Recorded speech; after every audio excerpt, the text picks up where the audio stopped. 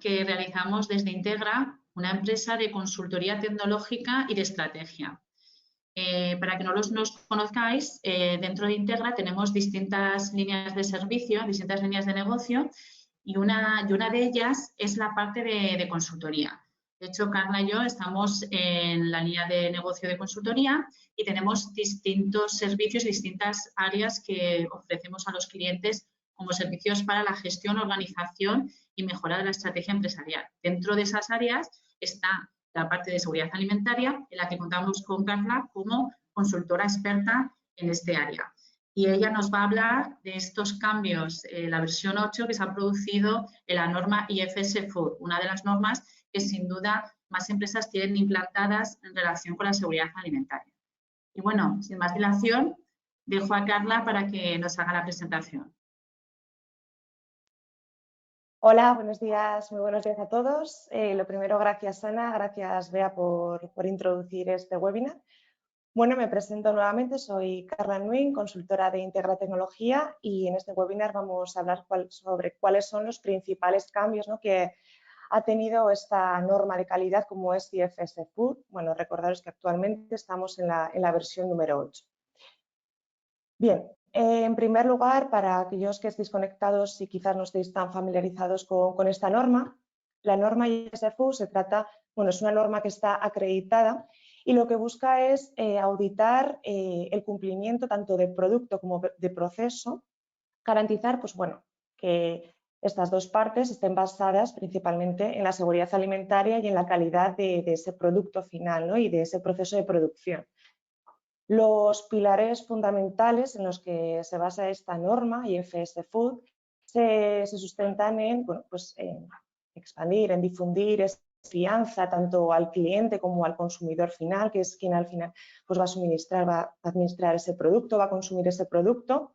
Tanto el producto, esa confianza en el producto como en el proceso de producción, ¿vale? Cómo lo vamos a generando esa seguridad del alimento, esa calidad de producto, esa calidad de producción, garantizando la autenticidad del producto, cumpliendo con la legalidad y cumpliendo con los requisitos que bueno, los clientes y, por supuesto, el consumidor final, ¿no?, que repito que es quien va a consumir estos productos. También lo que permite es, bueno, pues ser más competitivo en el mercado, ¿no?, en el mercado del sector, del mundo de la alimentación. Bien, ¿cuáles son los principales objetivos, ¿no?, los objetivos más básicos de esta norma de IFS Food? En primer lugar, lo que se buscaba era, bueno, pues generar un estándar común, ¿vale?, lo que se conoce como una evaluación uniforme. ¿Qué quiere decir esto? Esto es, bueno, pues que si las empresas están certificadas bajo este estándar de calidad, ¿no?, bajo este marco, lo que conseguir es que todos y cada una de estas empresas pues se evalúen del mismo modo, ¿no?, que se les exijan los mismos requisitos, que se les exijan las mismas medidas de control, ¿vale?, para así, bueno, pues crear una uniformidad. En segundo lugar, lo que generamos es, como hemos visto en la diapositiva anterior, generar esa transparencia, ¿no?, esa seguridad, esa confianza a los clientes y, por supuesto, al consumidor final, que repito que es el que va a consumir el producto y el más exigente, ¿no? Al final todos somos consumidores de productos y queremos que, bueno, pues, los productos que vamos a consumir sean seguros, sean de la calidad que nosotros exigimos, ¿no? Por lo tanto, ¿qué busca? ¿Cuál es el principal objetivo de este estándar? Repito, esa calidad de producto, esa calidad de proceso productivo, la inocuidad del alimento y, por supuesto, la seguridad de ese alimento, ¿vale? Repito que lo que quiere el consumidor y los clientes, que son quienes van a hacerse ese producto, es, pues, tener un producto seguro, un producto nutritivo en cantidad suficiente. Y también, por otro lado, lo que nos va a permitir es una reducción de costes. ¿A qué me refiero?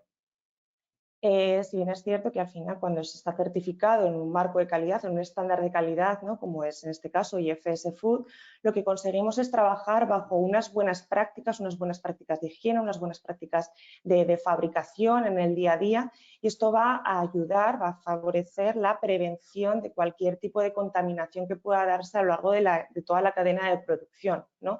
Ya sabemos que, bueno, pues si algún alimento, ¿no? Puede ser, pues ha resultado ser contaminado y este alimento llega finalmente al mercado, llega al consumidor final, esto lo que va a ocasionar es una alerta sanitaria y por contra, pues lo que supone es una retirada de esos productos en los diferentes mercados en los que esté colocado. Por lo tanto, siempre una retirada de producto, una recuperación de producto va a suponer un coste, ¿no? Un coste, pues, dependiendo de la magnitud que sea, pues puede ser más elevado.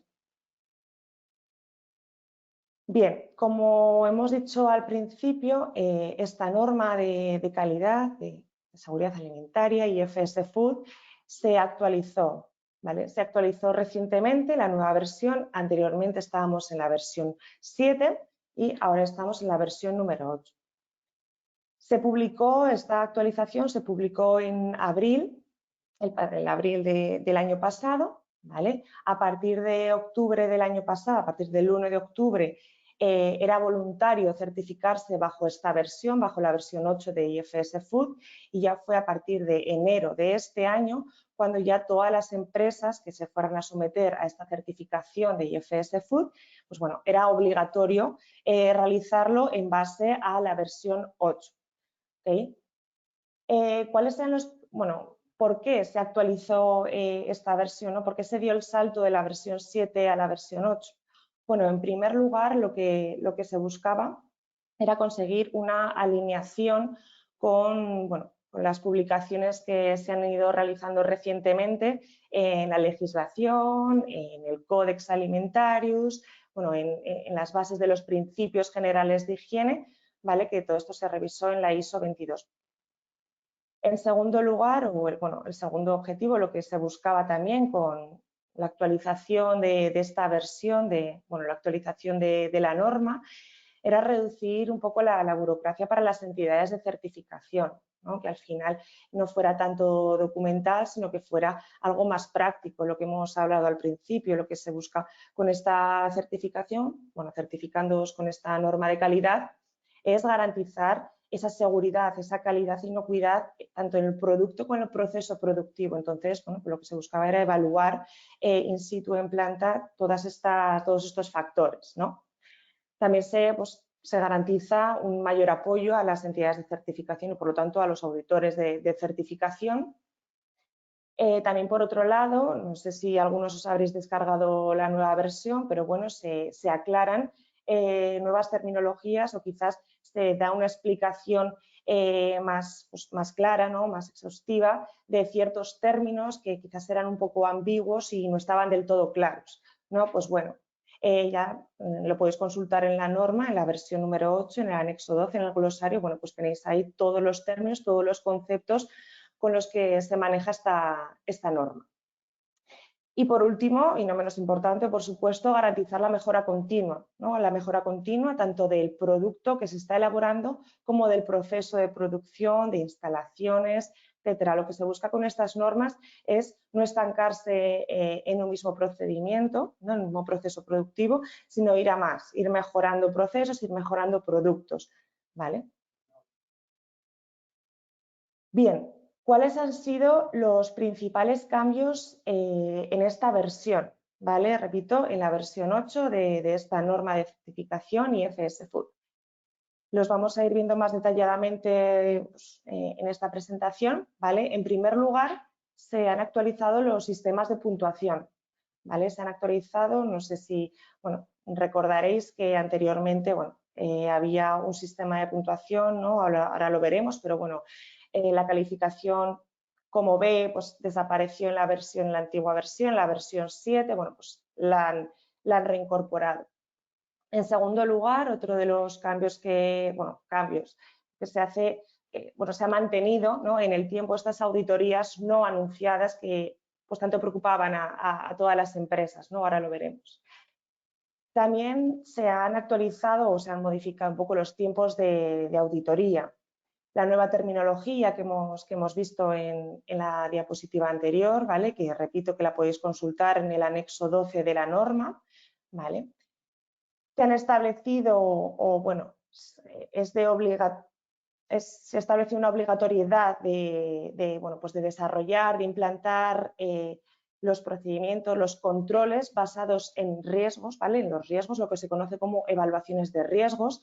Habréis visto que en muchos de los requisitos se pide que pues, todos los controles que se hagan o todas las frecuencias que se hayan establecido, pues bueno, que estén sustentadas en un riesgo, ¿no? Que estén sujetas y basadas en el riesgo que supondría, ¿vale? Se han dado o se han implantado nuevos requisitos, ¿vale? Se han colocado nuevos requisitos, otros de ellos, pues bueno, se han fusionado entre ellos y bueno, o también se han podido eliminar otros tantos.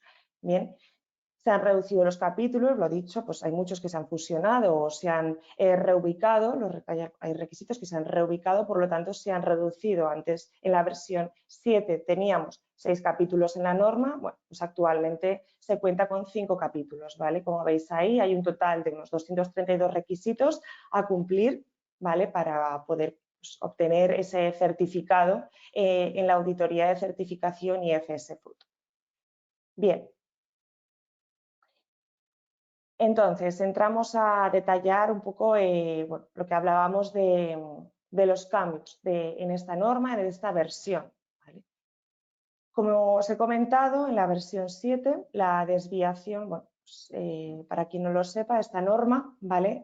Está formada por una serie de requisitos los cuales hay que cumplir y en el momento de auditoría de certificación el auditor va a ir comprobando que todos los requisitos se han ido cumplimentando de un modo u otro. Entonces, bueno, pues los sistemas de puntuación que se tienen actualmente es si el requisito el auditor considera que está completamente cumplimentado, se ha realizado correctamente, se le asignará una puntuación, un resultado que se conoce como A, ¿vale? Que se asignarán 20 puntos en ese requisito. Como he dicho anteriormente, el requisito, bueno, la desviación catalogada como B en la antigua versión, la versión 7, se reconoció como punto de observación, ¿vale? No se reconocía como desviación. Actualmente la han vuelto a reincorporar como una desviación. Esto consiste, o esta desviación se obtendrá en caso de que bueno, pues, se considere que el requisito está casi en la totalidad cumplimentado, pero bueno, quizás pueda faltar algunos procedimientos o no esté del todo bien redactado o cumplimentado. Entonces, en ese caso se asignarían 15 puntos. Luego tenemos la desviación C, ¿vale? Que en ese caso es, pues bueno, que parte del requisito, digamos, o la mitad de ese requisito no se ha cumplimentado, ¿vale? Bajo criterio del auditor, que se asignarían 5 puntos. Y luego, por otro lado, tenemos la desviación cuando no hemos cumplimentado nada del requisito, ¿vale? Que se considera que el requisito no ha sido correctamente implantado, pues en ese caso se sustraerían de ese requisito pues, el 20 puntos, ¿vale? Se le restaría 20 puntos. Por otro lado, tenemos las desviaciones más graves, ¿no? Tenemos no conformidades mayores que se conocen, que se pueden asignar a todos aquellos requisitos que nos definen como un requisito CAO, que ahora os explicaré, que es cuando se da pues, bueno, un fallo sustancial que está relacionado con, pues, que puede afectar, ¿no? En el caso de no implantar ese requisito o que se haya implantado de malas maneras, puede afectar a la seguridad alimentaria, a la seguridad del producto. O también, como hemos visto al principio, ¿no? Que esta norma lo que busca es garantizar esa seguridad alimentaria, el cumplimiento de la legalidad, de la legislación en vigor. Pues bueno, si se observa que tanto si se ha podido ver afectado el producto a nivel de seguridad alimentaria como si no se está cumplimentando de acuerdo a la legislación en vigor, bueno, pues se podría obtener una conformidad mayor, que en este caso, bueno, pues se sustraería el 15% del resultado total de auditoría. Y por último tenemos el requisito más crítico, por así decirlo, que se conoce como requisitos CAO, ¿vale? En este caso, bueno, existen 10 requisitos CAO de los 232 requisitos que hemos visto en las diapositivas anteriores. Bueno, en este caso, ¿qué es? En primer lugar, es un requisito de obligado cumplimiento, que si no se cumple, ¿no? Se sustraería, se podría catalogar como una B, una desviación B, que en este caso se asignarían 0 puntos en este requisito, y si no se ha cumplimentado bajo ningún concepto, es decir, que no ha sido implementado de ningún modo, en este caso se indicaría como un requisito K una desviación D, ¿vale? Y ahí se sustraería el 50% del total de auditoría. ¿vale? Uno de los cambios ha sido que en este caso los count no se podrán puntuar como Cs, ¿vale? Tienen que ser como Bs, en el cual se asignarían 0 puntos, o como Ds, en el cual se sustraería el 50% del total de auditoría.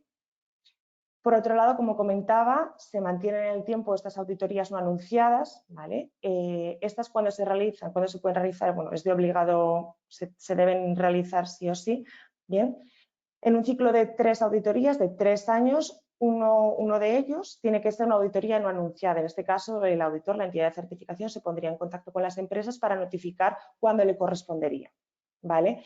Esta se puede realizar desde 16 semanas bueno, en la ventana de auditoría, bueno, pues 16 semanas antes de que venza esa auditoría. Se pueden bloquear 10 días y luego los días de no producción y los días festivos no contarían para realizar auditorías no anunciadas, es decir, no se podrían realizar este tipo de auditorías. En caso de aprobar este tipo de auditorías, bueno, pues se destacaría en el certificado, ¿vale? En el certificado de IFS Food se indicaría bueno, pues con una estrella al lado del logo de IFS Food. Por otro lado, tenemos los tiempos de auditorías, que se ha establecido que como mínimo deben ser 2 días de auditorías, de acuerdo a la calculadora de IFS, de los cuales el 50% del tiempo debe ser in situ, en planta, para, como hemos hablado al principio, para comprobar esa seguridad de producto, de proceso. Es posible reducir a 1,25 jornadas en caso de que la producción, la planta o el proceso sea muy sencillo, ¿vale? Y cada jornada no debe excederse de las 10 horas. Tenemos terminología nueva, ¿vale? Terminología nueva como por ejemplo cuando habla de frecuencias, pues cuando se indica anualmente quiere decir al menos una vez dentro de los 12 meses. Cuando hablamos de 12 y 15 meses, entre 12 y 15 meses, perdón, quiere decir que pues, establecer un plan para 12 meses y nunca deberá excederse de los 15 meses para su implantación. Luego tenemos bueno, el término de al menos una vez cada 3 meses, como mínimo al principio y al final de producción y cuando se realicen cambios de producto. Luego tenemos el por ejemplo, pues se refiere a si te están diciendo cómo podemos realizar las verificaciones del sistema de autocontrol, pues te dirán por ejemplo por medio de auditorías internas, por medio de planes de muestreo, son sugerencias. Por otro lado tenemos el como mínimo, cuando se indica en el requisito como mínimo, sí o sí se tienen que contemplar esos aspectos. Por otro lado, tenemos la secuencia de redacción. Habréis visto que en muchos requisitos indica que el proceso, el procedimiento o el plan debe estar documentado, en primer lugar, es decir, desarrollado un plan, implementado, es decir, llevado a la práctica, ¿vale? Llevado a la práctica por medio de registros, por medio de informes, por medio de evidencias. Y en tercer lugar, mantenido en el tiempo. Es decir, que se vayan realizando verificaciones de que bueno, pues ese proceso se esté cumplimentando correctamente. Luego veréis también que muchos de los requisitos los basan en el riesgo, ¿vale? Como hemos visto anteriormente. Entonces, periódicamente en base al riesgo es para establecer, cuando te dicen hay que establecer una frecuencia para realizar ciertos controles, ¿no? En planta o inspecciones higiénicas, siempre en base al riesgo que tiene el producto. Es decir, no será la misma frecuencia cuando el producto esté desprotegido que cuando el producto sea protegido, o cuando un producto sea listo para consumo o cuando un producto sea previo cocinado, ¿vale? Entonces, además, se han establecido, como hemos visto, 4 nuevos requisitos. Tenemos requisito de validación de la PPCC, control de productos químicos, criterios de control ambientales o monitoreo ambiental basado en el riesgo y el requisito muy importante de establecer correcciones frente a no conformidades. Vamos a ir desarrollándolos brevemente. En primer lugar, tenemos los procedimientos de validación que te dice que después de cualquier o revalidación después de cualquier modificación que pueda afectar a lo que es la seguridad del producto. Tienen que estar documentados, tienen que estar implantados y tienen que mantenerse en el tiempo. ¿Para qué? Pues para poder asegurar, para poder garantizar que este plan de autocontrol, el sistema de autocontrol, sea adecuado, ¿vale? Sea adecuado para poder abordar todos aquellos posibles peligros que se han establecido, que se han identificado a lo largo de toda la cadena de producción. El siguiente requisito nuevo que tenemos que todos los productos químicos, ya sean productos de limpieza, mantenimiento, aditivos, tienen que ser aptos para su uso, tienen que estar correctamente identificados, tienen que almacenarse en lugares seguros y ser manipulados por personal que esté capacitado, que esté formado y de una manera que no suponga un riesgo de contaminación del producto. También tenemos un plan, hay que establecer un plan, un programa de vigilancia ambiental basado en el riesgo. Repito, tiene que estar documentado, desarrollado el plan, implantado, es decir, que se lleve a la práctica, que se realicen los muestreos que se han establecido en el procedimiento y mantenerse en el tiempo, es decir, realizar verificaciones periódicas para comprobar que realmente se está realizando. Y el último nuevo requisito viene a decir que cuando hayamos detectado, hayamos identificado alguna desviación interna en planta durante el proceso de producción o en el producto, cuando recibamos alguna reclamación de cliente, todas estas no conformidades, se tendrán que establecer correcciones inmediatas, ¿vale? El cambio así de terminología y corrección contra acciones correctivas. ¿Okay? Una corrección es una acción que se tiene que realizar inmediatamente frente a esa desviación y una acción correctiva, por contra, se refiere a una acción que hay que establecer para evitar que la causa de esa desviación vuelva a darse. Bien. Por otro lado, tenemos, bueno, se han reformulado y reubicado también los requisitos CAO que hemos visto anteriormente, repito, de obligado cumplimiento. Tenemos el requisito CAO que se ha añadido a más, que indica cuando existan contratos con clientes, convenios con clientes en relación a receta, procesos, se ha añadido a más que cuando el cliente te exija unos planes de seguimiento, unos planes de muestreo, pues estos tienen que cumplirse. El CAO número 7 te indica que hay que documentar, implantar y mantener en el tiempo un sistema de trazabilidad para permitir tener localizado, tener identificados ya no solo materias primas y materiales de envasado en contacto con alimentos, sino también todos aquellos materiales que contengan, ya sea en etiquetado, un envase preimpreso, que contengan información legal o que contengan información relacionada con la seguridad alimentaria. Además, el CAO número 8 indica que hay que documentar, implantar y mantener en el tiempo auditorías internas. Planificarlo, lo que hemos visto de frecuencia es planificarlo dentro de un periodo de 12 meses y su ejecución, su implantación, nunca podrá pasarse de los 15 meses. Y además se ha establecido que hay que llevar a cabo una evaluación del riesgo para poder evaluar para poder establecer las frecuencias de auditorías o el número de auditorías internas que hay que realizar a lo largo del año. Mínimo tiene que ser una dentro de esos 12 meses, como hemos visto. ¿Vale? Te dice también que todas aquellas actividades que se consideren críticas para la seguridad alimentaria, ¿vale? Se deberán auditar con mayor frecuencia. El CAO número 9 te dice que hay que documentar, implantar y mantener un plan de gestión de crisis, de recuperación, de retirada de producto, ¿vale? Y de posibles, lo que se ha añadido es de posibles situaciones de emergencia que puedan darse en las instalaciones que tengan un impacto en la seguridad alimentaria, en la calidad, legalidad y la autenticidad. Se tendrán que asignar una serie de responsabilidades a lo que se conoce como el comité de crisis, ¿vale? Y todas estas personas tienen que estar debidamente formadas. Vale, como hemos visto, se ha establecido, bueno, pues, hay que basar en el riesgo, ¿no? Muchos de los requisitos que contempla la norma. Uno de ellos, bueno, pues basar en el riesgo las inversiones que hay que establecer, ¿vale? Para mejoras de infraestructuras, mejoras en base a recursos humanos, ¿no? Las cuales habremos obtenido por medio de los indicadores de las inspecciones de infraestructuras e inspecciones de buenas prácticas de higiene que hay que realizar. Otro, pues, bueno, evaluaciones de riesgos para establecer las medidas que se han contemplado en la política de higiene, en la política de calidad de la empresa. Realizar una evaluación de riesgo o basar en el riesgo los controles de higiene que se tienen que realizar en planta. Para poder conocer la frecuencia de lavado de ropa del personal también tenemos que basarlo en el riesgo que supone.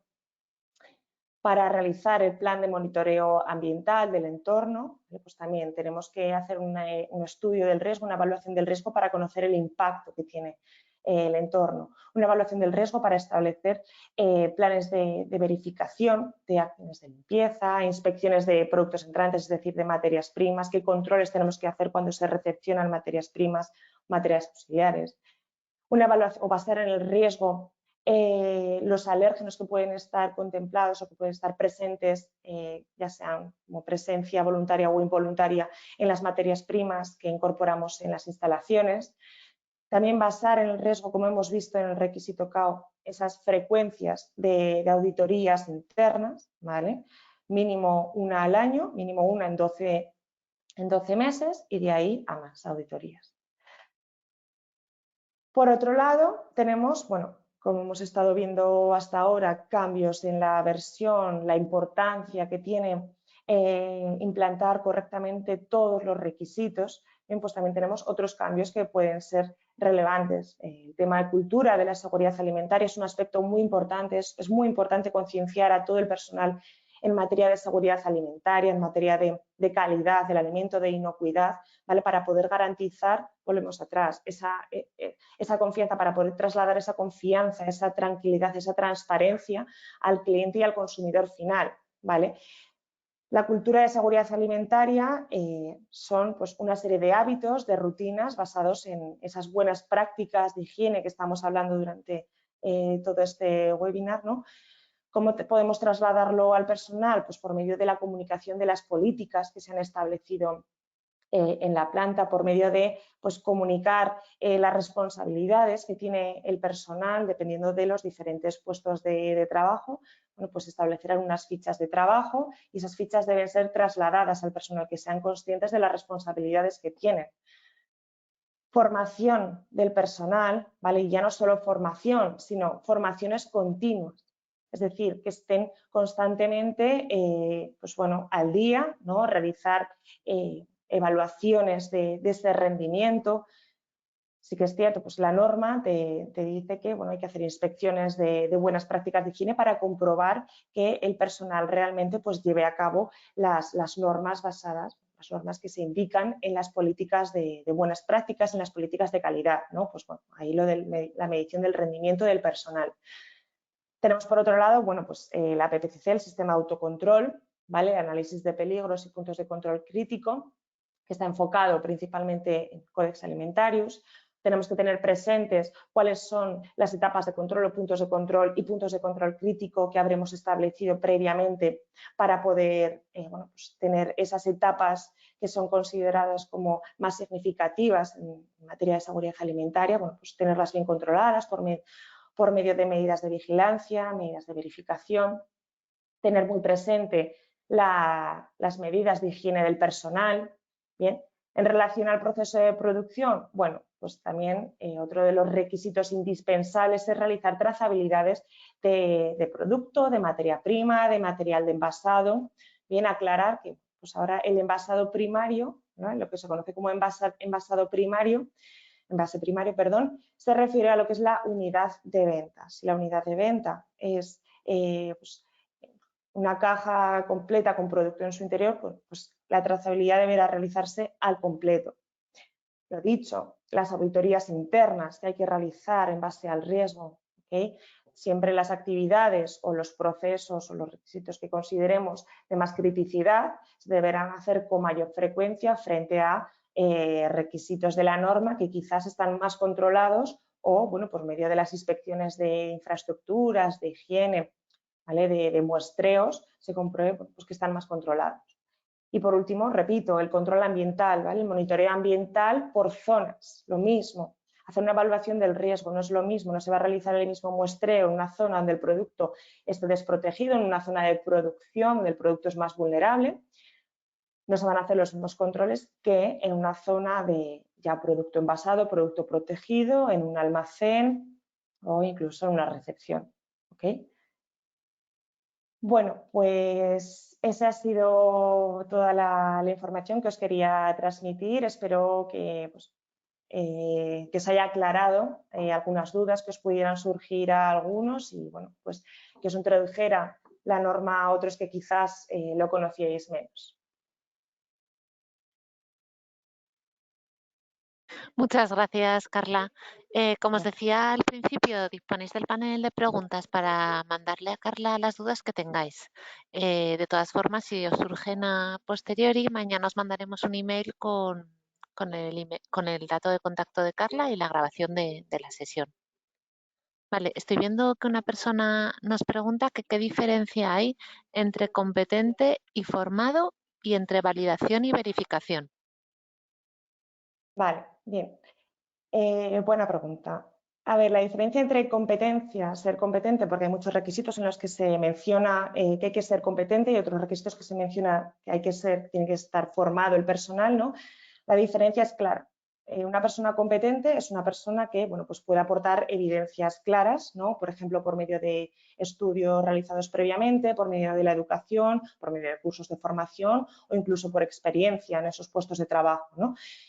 Y la parte de personal formado, ahí es cuando hay que presentar sí o sí pruebas, evidencias de cursos de formación. Pues, por ejemplo, si se indica que pues, los encargados de desarrollar el sistema de autocontrol tienen que estar formados, es decir, tienen que recibir, ¿vale? Se tiene que impartir una formación en el sistema de autocontrol a esas personas. O incluso formación de los responsables del comité de crisis, ese personal tiene que estar formado por medio de un curso de formación, ya sea interno o externo. Como por otro lado, también hay algunos requisitos, como por ejemplo, la persona encargada de supervisar las medidas de control de plagas tiene que ser competente, bueno, pues tiene que tener cierta experiencia o conocer cuáles son esos riesgos relacionados con el plan de plagas.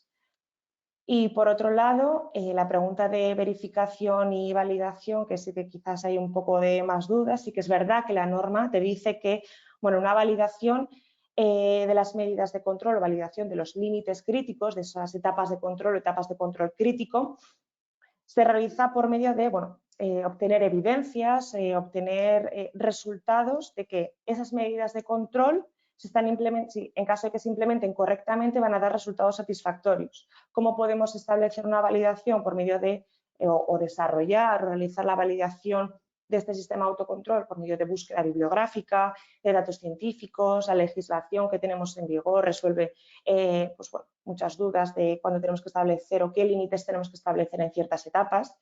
Y por otro lado tenemos las medidas de verificación, ¿vale? Que en este caso es aplicar una serie de métodos, de procedimientos para comprobar que el sistema o que las medidas que hemos tomado para abordar los peligros, como son los puntos de control crítico, son eficaces, ¿vale? Sí que es cierto que aclara IFS Food en versión 8, una de las aclaraciones que hace, lo podréis ver en el anexo 12 que os he indicado anteriormente en el glosario, aclara que para todos los análisis de peligros, puntos de control crítico preexistentes, es decir, que ya están implantados, de hace tiempo, los métodos o los procedimientos de verificación que se han documentado y que se han llevado a cabo pues, en el tiempo, ¿vale? Que se han ido manteniendo, pueden actuar como evidencias de esas validaciones. Es decir, si tú ya tienes implantado un sistema de autocontrol y ya tienes, porque realmente la validación es inicial, ¿vale? Es lo primero que hay que hacer. Si ya tienes implantado el sistema de autocontrol, lo que tienes que hacer es presentar por medio de evidencias y por medio de verificaciones que el sistema que tú has implantado, que tú has establecido, desarrollado, es eficaz. Espero haber aclarado las dudas. Sí, muchas gracias. Sí, pregunta otra persona, Carla, que a qué se refiere con control ambiental, si es de temperatura. No, control ambiental se refiere a un monitoreo ambiental, es decir, es contemplar tanto superficies, hacer análisis de superficies, hacer análisis de ambientes, del personal manipulador, ¿vale? Tener zonificando las diferentes partes de la instalación. Bueno, pues lo dicho, no es lo mismo una zona de producción o la planta de producción donde el producto está desprotegido, pues tendremos que analizar con más frecuencia o realizar más controles de superficies, de utensilios de producción, del personal manipulador y del ambiente, ¿vale? Frente a una zona, incluso desagües también hay que contemplar, frente a una zona en la que el producto está ya envasado, está protegido, que ahí pues controlaríamos ambientes y superficies, pero quizás con menos frecuencia. Repito que siempre basado en el riesgo. Espero haberte aclarado la duda. Sí, sino que nos escriba en el chat. Sí, también pregunta si la evaluación de riesgos debe ser mediante alguna metodología en concreto y si tiene que haber probabilidad, etcétera. A ver, lo que sí que se recomienda es cuando tú evalúas el riesgo el riesgo del producto, ¿no?